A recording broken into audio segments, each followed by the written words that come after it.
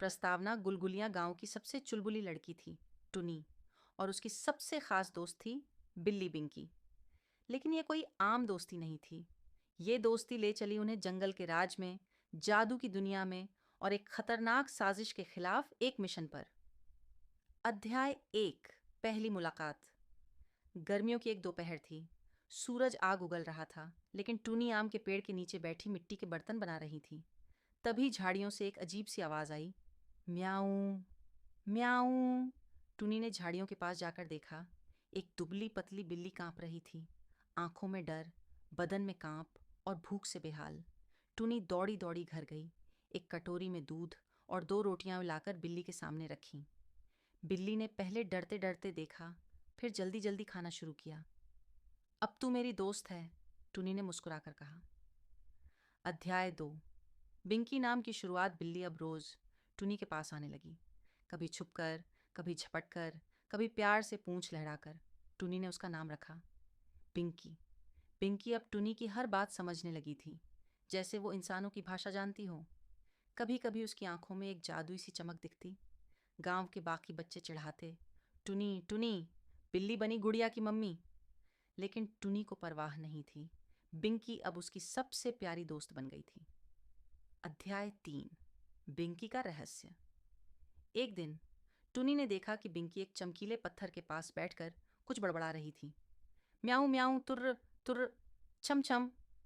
टुनी ने चौंक कर पूछा, तू जादू कर रही है? बिंकी ने मुस्कुराकर कहा, हाँ, मैं कोई आम बिल्ली नहीं हूँ।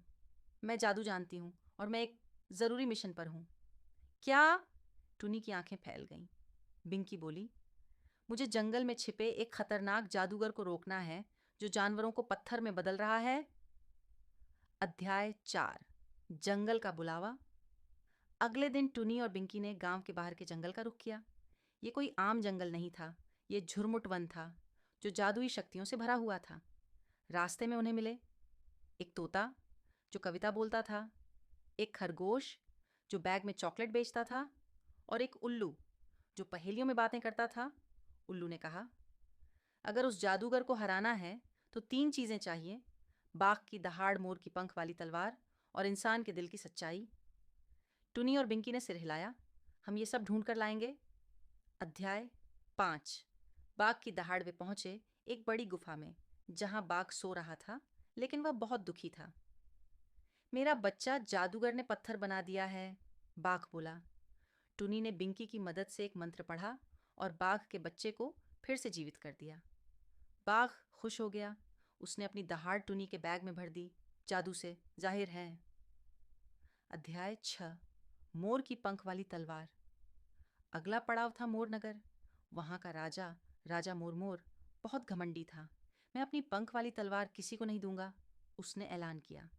टुनी ने उसे एक दर्पण दिखाया, जिसमें वह खुद को बूढ़ा और अकेला देख सका। उसका घमंड टूट गया।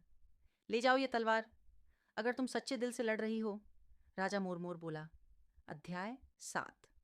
इंसान के दिल की सच्चाई, ये सबसे कठिन हिस्सा था। बिंकी बोली, टुनी, तुम्हें अपनी सबसे कीमती चीज छोड़नी होगी। टुनी ने कुछ देर सोचा और फिर अपनी दादी की दी हुई सोने की अंगूठी निकालकर एक झील में फेंक दी।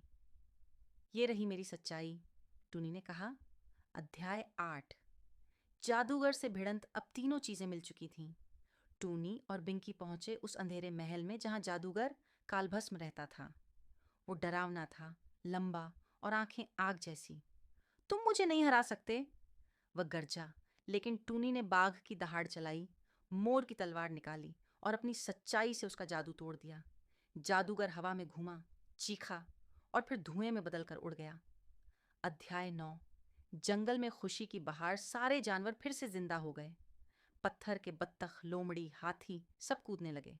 टुनी की जय, बिंकी की जय। जंगल में उत्सव हुआ, पेड़ों से झूले, झील में नाच, और हर जानवर ने मिलकर टुनी को जंगल की रानी कहा। अध्याय 10। गांव की बेटी बनी हीरोइन टुनी। जब गांव लौटी तो सबको उसकी कहानी सुनकर विश्वास ही नहीं हुआ। पर जब उन्होंने देखा कि बिंकी सच में बात कर सकती है, तो सब चौंक गए। गांव वालों ने एक मूर्ति बनवाई, टुनी और बिंकी की दोस्ती की मूर्ति, जो आज भी गुलगुलियां चौक पर लगी है। निष्कर्ष, ये कहानी सिर्फ एक बिल्ली और लड़की की नहीं है। ये कहानी है भरोसे, दोस्ती और सच्चे दिल की ताकत की।